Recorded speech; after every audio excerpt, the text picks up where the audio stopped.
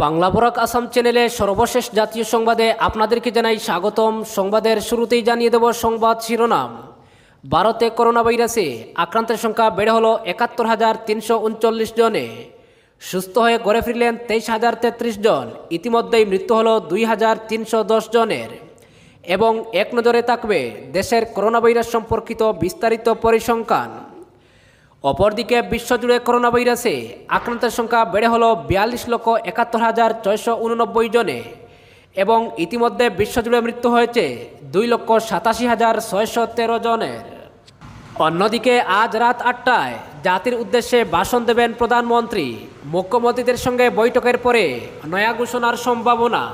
অপরদিকে নেই internet, debit card, ট্রেনের অনলাইন টিকিট বুকিংয়ে সমস্যায় পরিযায়ী শ্রমিকরা।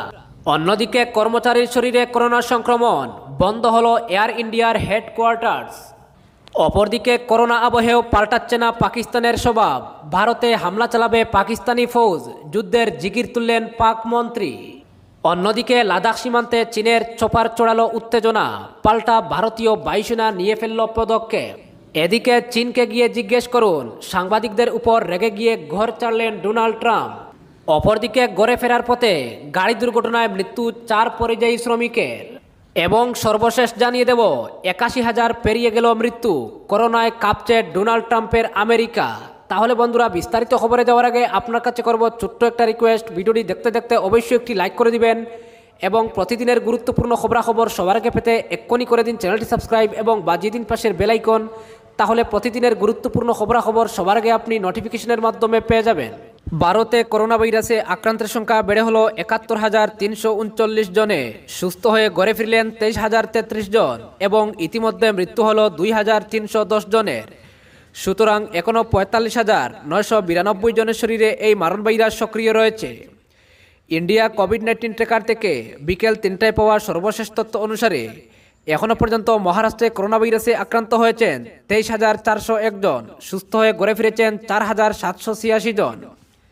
গুজরাটে আক্রান্ত হয়েছেন ৮,৫৪২ জন। সুস্থ হয়ে ঘরে ফিরেছেন ২,৭৮০ জন। এখনও পর্যন্ত তামিলনাড়ুতে আক্রান্ত হয়েছেন ৮,০০২ জন। সুস্থ হয়ে উঠেছেন ২,০৫১ জন।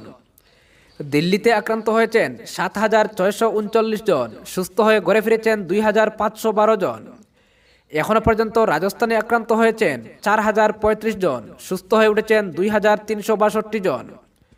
মধ্যপ্রদেশে আক্রান্ত হয়েছেন ৩,৭৮৫ জন। সুস্থ হয়ে ঘরে ফিরেছেন ১,৭৪৭ জন। উত্তরপ্রদেশে আক্রান্ত হয়েছেন ৩,৫৭৩ জন। সুস্থ হয়ে ঘরে ফিরেছেন ১,৭৫৮ জন। ওয়েস্ট বেঙ্গলে আক্রান্ত হয়েছেন ২,০৬৩ জন। সুস্থ হয়ে ঘরে ফিরেছেন ৪৯৯ জন। অন্ধ্রপ্রদেশে আক্রান্ত হয়েছেন ২,০৫১ জন। সুস্থ হয়ে উঠেছেন ১,০৫৬ জন। পাঞ্জাবে আক্রান্ত হয়েছেন ১,৮৭৭ জন। সুস্থ হয়ে উঠেছেন ১৬৮ জন। তেলেঙ্গানাতে আক্রান্ত হয়েছেন ১,২৭৫ জন। সুস্থ হয়ে ঘরে ফিরেছেন ৮০১ জন। এখনও পর্যন্ত কর্ণাটকে আক্রান্ত হয়েছেন ৯০৪ জন। সুস্থ হয়ে ঘরে ফিরেছেন ৪২৬ জন। জম্মু অ্যান্ড কাশ্মীরে আক্রান্ত হয়েছেন ৮৭৯ জন। সুস্থ হয়ে ঘরে ফিরেছেন ৪২৭ জন। এখনও পর্যন্ত বিহারে আক্রান্ত হয়েছেন ৭৬১ জন। সুস্থ হয়ে উঠেছেন ৩৮২ জন। হরিয়ানাতে আক্রান্ত হয়েছেন ৭৩০ জন। সুস্থ হয়ে ঘরে ফিরেছেন ৩৩৭ জন। এখনও পর্যন্ত কেরলে আক্রান্ত হয়েছেন ৫২০ জন। সুস্থ হয়ে উঠেছেন ৪৮৯ জন। ওড়িশাতে আক্রান্ত হয়েছেন ৪৩৭ জন। সুস্থ হয়ে উঠেছেন ৮৫ জন। চণ্ডীগড়ে আক্রান্ত হয়েছেন ১৮৭ জন। সুস্থ হয়ে ঘরে ফিরেছেন ২৮ জন। ঝাড়খণ্ডে আক্রান্ত হয়েছেন ১৬৩ জন। সুস্থ হয়ে উঠেছেন ৭৮ জন। এখনও পর্যন্ত ত্রিপুরাতে আক্রান্ত হয়েছেন ১৫২ জন। সুস্থ হয়ে ঘরে ফিরেছেন ২ জন। উত্তরাখণ্ডে আক্রান্ত হয়েছেন ৬৮ জন। সুস্থ হয়ে ঘরে ফিরেছেন ৪৬ জন। আসামে আক্রান্ত হয়েছেন ৬৪ জন। সুস্থ হয়ে ঘরে ফিরেছেন ৪০ জন। ছত্তিশগড়ে আক্রান্ত হয়েছেন ৫৯ জন। সুস্থ হয়ে ঘরে ফিরেছেন ৫৩ জন। হিমাচল প্রদেশে আক্রান্ত হয়েছেন ৫৯ জন। সুস্থ হয়ে উঠেছেন ৩৫ জন। লাদাখে আক্রান্ত হয়েছেন ৪২ জন। সুস্থ হয়ে ঘরে ফিরেছেন ২২ জন। আন্দামান এন্ড নিকোবর আইল্যান্ডে আক্রান্ত হয়েছিলেন ৩৩ জন। ইতিমধ্যে সব আক্রান্তকারী সুস্থ হয়ে ঘরে ফিরেছেন। মেঘালয়ে আক্রান্ত হয়েছেন ১৩ জন। সুস্থ হয়ে ঘরে ফিরেছেন ১০ জন। পুডুচেরিতে আক্রান্ত হয়েছেন 12 জন, সুস্থ হয়ে উঠেছেন 9 জন। গোয়াতে আক্রান্ত হয়েছিলেন 7 জন, ইতিমধ্যে সব আক্রান্তকারী সুস্থ হয়ে ঘরে ফিরেছেন। মণিপুরে আক্রান্ত হয়েছিলেন 2 জন, ইতিমধ্যে সব আক্রান্তকারী সুস্থ হয়ে ঘরে ফিরেছেন। মিজোরাম এবং অরুণাচল প্রদেশে আক্রান্ত হয়েছিলেন 1 জন করে, ইতিমধ্যে সেই 2 রাজ্যের আক্রান্তকারী সুস্থ হয়ে ঘরে ফিরেছেন। Dadra and Nagar Haveli and Daman and দিউয়ে আক্রান্ত হয়েছেন 1 জন। ইতিমধ্যে এই মহামারী মারণ ভাইরাসে মহারাষ্ট্রে মৃত্যু হয়েছে 868 জনের, গুজরাটে মৃত্যু হয়েছে 513 জনের। এখনো পর্যন্ত তামিলনাড়ুতে মৃত্যু হয়েছে 53 জনের, দিল্লিতে মৃত্যু হয়েছে 86 জনের, রাজস্থানে মৃত্যু হয়েছে 115 জনের।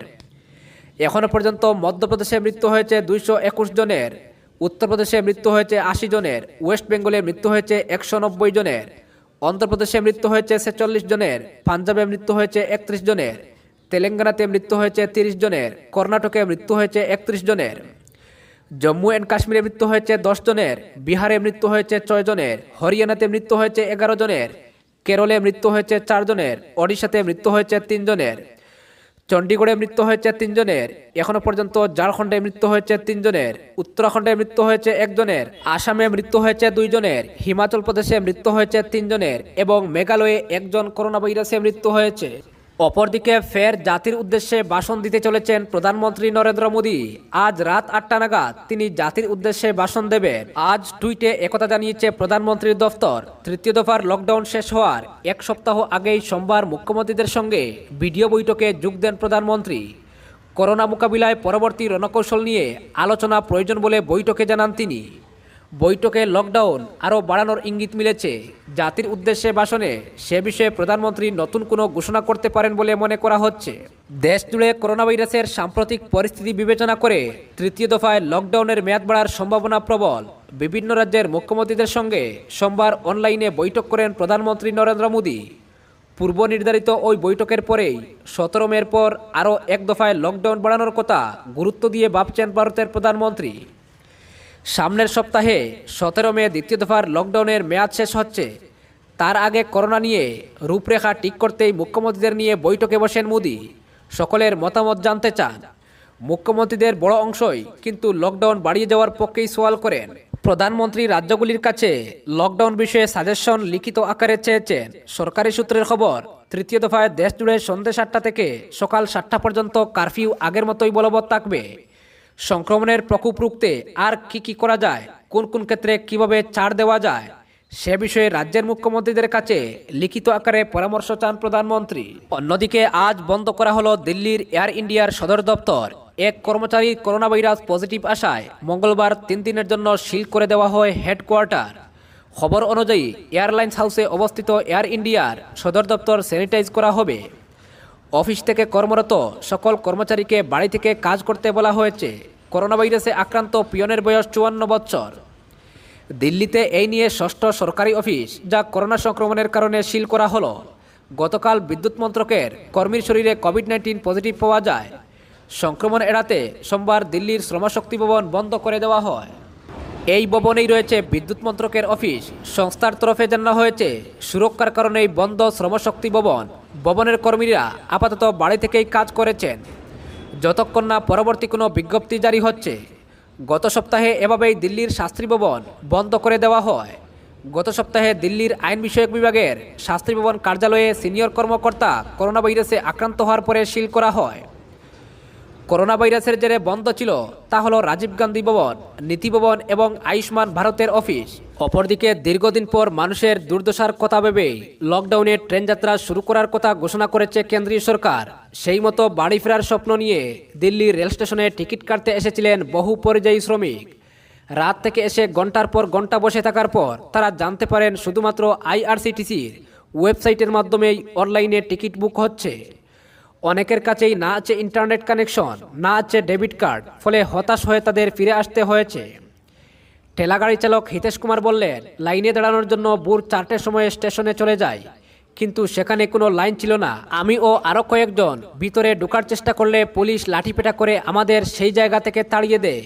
মধ্যপ্রদেশের বাসিন্দা দিনমজুর রামকুমার সিং বলেছেন, আমার খুব সামান্য একটা ফোন রয়েছে, তাতে ইন্টারনেট কানেকশন নেই, আমি কিভাবে টিকিট কাটবো। কয়েকজন আবার বললেন, আমার কোনো ক্রেডিট কার্ড নেই, ভেবেছিলাম নগদ দিয়ে টিকিট কাটা যাবে, তাই আশা নিয়ে এসেছিলাম। সবার কাছে ক্রেডিট কার্ড ডেবিট কার্ড থাকে না, এটা মাথায় রাখা উচিত ছিল। অপরদিকে করোনা আবহেও পাল্টাচ্ছে না পাকিস্তানের স্বভাব। কাশ্মীর সীমান্তে লাগাতার সংঘর্ষ বিরতি চুক্তি লঙ্ঘন করে হামলা চালাচ্ছে পাকিস্তানি সেনাবাহিনী। পাশাপাশি কাশ্মীরে ছায়াযুদ্ধ চালাচ্ছে পাকিস্তানি গুপ্তচর সংস্থা আইএসআই। এহেন পরিস্থিতিতে ফের যুদ্ধের জিগির তুললেন পাক অধিকৃত কাশ্মীরের প্রধানমন্ত্রী রাজা ফারুক হায়দর। মঙ্গলবার পাক অধিকৃত কাশ্মীরে নিয়ন্ত্রণ রেখা বরাবর একটি গ্রাম পরিদর্শনে যান পাক অধিকৃত কাশ্মীরের প্রধানমন্ত্রী রাজা ফারুক হায়দর। সেখানে করোনা পরিস্থিতি খতি দেখতে গিয়েছিলেন তিনি বলেই খবর। সফর শেষে সাংবাদিকদের প্রশ্নের উত্তরে তিনি বলেন, ভারত কাশ্মীরের আবহাওয়ার তথ্য দিচ্ছে, আমাদের উচিত দিল্লির আবহাওয়ার বিবরণ দেওয়া। এবার আর আলোচনা নয়, প্রধানমন্ত্রী ইমরান খানের উচিত ভারতে হামলা চালানোর জন্য ফৌজকে আদেশ দেওয়া। এদিকে পাকিস্তানি মন্ত্রীর এহেন বয়ানের পরই শুরু হয়েছে তীব্র সমালোচনা। রাওয়ালপিন্ডিতে পাক সেনার সদর দপ্তরেও মন্ত্রীর এহেন বয়ানে কিছুটা অসন্তোষ ছড়িয়েছে। প্রতিরক্ষা বিশেষজ্ঞদের মতে কাশ্মীর উপত্যকায় মুজাহিদদের দিয়ে ছায়াযুদ্ধ চালানো আর সুশিক্ষিত ও বলশালী ভারতীয় সেনার সঙ্গে সম্মুখ সমরে নামা এক কথা নয়। সরাসরি লড়াইয়ে নামলে ফল কি হতে পারে তা 1965, 1971 ও 1999 এর যুদ্ধের সময় দেখেছে পাক সেনা। তারপর রয়েছে পাক অর্থনীতির বিধ্বস্ত অবস্থা ও করোনার হামলা।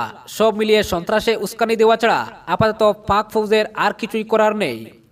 উল্লেখ্য, সদ্য প্রকাশিত এক রিপোর্টে জানা গিয়েছে, মুম্বাই হামলার ধাঁচে ভারতকে রক্তাক্ত করার শখ করছে জঙ্গি সংগঠন লস্কর-ই-তৈয়বা। এই কাজের জন্য আন্ডারওয়ার্ল্ড ডন দাউদ ইব্রাহিমের সঙ্গে হাত মিলিয়েছে লস্কর। গত রবিবার পাকিস্তানের রাজধানী ইসলামাবাদের একটি খামার বাড়িতে দেখা গিয়েছে ডি কোম্পানির প্রধান দাউদ ইব্রাহিমকে। প্রাক্তন পাকিস্তানি প্রেসিডেন্ট পারভেজ মুশাররফের বাসভবনের পাশেই ফার্ম হাউসটি অবস্থিত। আইএসআইয়ের একটি দলকে সঙ্গে নিয়ে সেখানে পৌঁছায় দাউদ ইব্রাহিম। ওই বাড়িতে ভারতে হামলার পরিকল্পনা নিয়ে শীর্ষ লস্কর নেতাদের সঙ্গে জরুরি বৈঠক করে মুম্বাই ধারাবাহিক বিস্ফোরণের এই মূল হুতা। অপরদিকে লাদাখ সীমান্তে চীনের চপার চড়ালো উত্তেজনা, পাল্টা ভারতীয় বায়ুসেনা নিয়ে ফেলল পদক্ষেপ। মাঝে মাত্র 2 দিন কেটেছে এর আগে করোনার আবহে সিকিম সীমান্তে ভারত ও চীনের সেনা জওয়ানদের মধ্যে সংঘাত দেখা দিয়েছিল। এরপর 48 ঘন্টা পার হতেই ফের চীন সীমান্তে দেখা গেল চীনের চপার। এর আগে সিকিমের নাকুলা পাসের ঘটনার পর চীনের তরফে আসে শান্তি বার্তা, আর তারপরই বেজিং এর এমনও পদক্ষেপ চিন্তার বাজ ফেলেছে দিল্লিতে। ভারত চীন সীমান্তে লাদাখের আকাশের কাছাকাছি এক চীনা চপার এদিন উঠতে দেখা যায়, আর সেই চীনা চপারকে ঘিরেই ইন্দো চীন উত্তেজনা বাড়তে থাকে। উল্লেখ্য, উপত্যকার একদিকে লাদাখ সীমান্তে চীনের হেলিকপ্টারের রমরমা যেমন দেখা যাচ্ছে, তখন উপত্যকার আরেক দিকে কাশ্মীর সীমান্তে পাক যুদ্ধ বিমানের উড়ানো বেশ তেজ বাড়াচ্ছে। ফলে উত্তেজনার পারদ ক্রমেই বাড়ছে। ভারতীয় বায়ুসেনা লাদাখ সীমান্তে এই চীনা চপার দেখতে পেয়েই মুহূর্তে যুদ্ধ বিমান নিয়ে আকাশপথে রওনা হয়। চীনকে পাল্টা বার্তায় ভারত টহলদার নিয়ে কার্যত সাফ জবাব দিয়ে দিয়েছে। সিকিমের নাকুলা সেক্টরে চীন ও ভারতের সেনার মধ্যে উত্তেজনার চরমে উঠে। 2 দেশের সীমান্তে মোতায়েন সেনাই উত্তেজনার বশবর্তী হয়ে পারদ চড়িয়েছে, চলে উদ্যত আচরণ। এর আগে 73 দিন ধরে ডুকলাম ভূখণ্ড নিয়ে চীন ও ভারত সীমান্তে 2 দেশের সেনার মধ্যে উত্তেজনার চরমে উঠে। পরবর্তীকালে 2017 সালে লাদাখে পেঙ্গং লেক এলাকায় ভূখণ্ডের অধিকার নিয়ে চীন ও ভারতীয় সেনার পেট্রোলিং টিমের মধ্যেও উত্তেজনা দেখা দেয়। অন্যদিকে আবার পরিযায়ী শ্রমিকের মর্মান্তিক মৃত্যু। হরিয়ানা ও উত্তরপ্রদেশে গাড়ি দুর্ঘটনায় মৃত্যু হয়েছে 4 জন পরিযায়ী শ্রমিকের। মৃতদের মধ্যে এক মহিলা ও তার কন্যাও রয়েছে। একজন গুরুতর আহত অবস্থায় হাসপাতালে ভর্তি। 6 জন পরিযায়ী শ্রমিকের একটি দল মহারাষ্ট্র থেকে উত্তরপ্রদেশের ফতেহপুরের দিকে যাচ্ছিল। ওই পরিযায়ী শ্রমিকরা গত 3 দিন ধরে একটি অটোরিকশায় 1300 কিলোমিটার চলে এসেছিলেন, কিন্তু ফতেহপুর পৌঁছানোর আগেই জৌনপুরে একটি ট্রাকের ধাক্কায় মারা যান ওই দলে থাকা এক মহিলা শ্রমিক ও তার কন্যা। অন্যদিকে আজ সকালে 2 পরিযায়ী শ্রমিক পায়ে হেঁটে বিহারে নিজেদের বাড়ি ফিরছিলেন। সড়ক পথে যাওয়ার সময় হরিয়ানার আম্বালা ক্যান্টনমেন্টের কাছে দ্রুতগতিতে আসা একটি SEUV চাপা দিয়ে চলে যায় 2 শ্রমিককে। একজন ঘটনাস্থলেই মারা যান, অন্যজন গুরুতর আহত অবস্থায় হাসপাতালে ভর্তি আছেন। গাড়িটিকে বাজেয়াপ্ত করেছে পুলিশ, তবে চালক পলাতক। অপর দুর্ঘটনাটি ঘটে সোমবার রাতে রায়বেরেলিতে।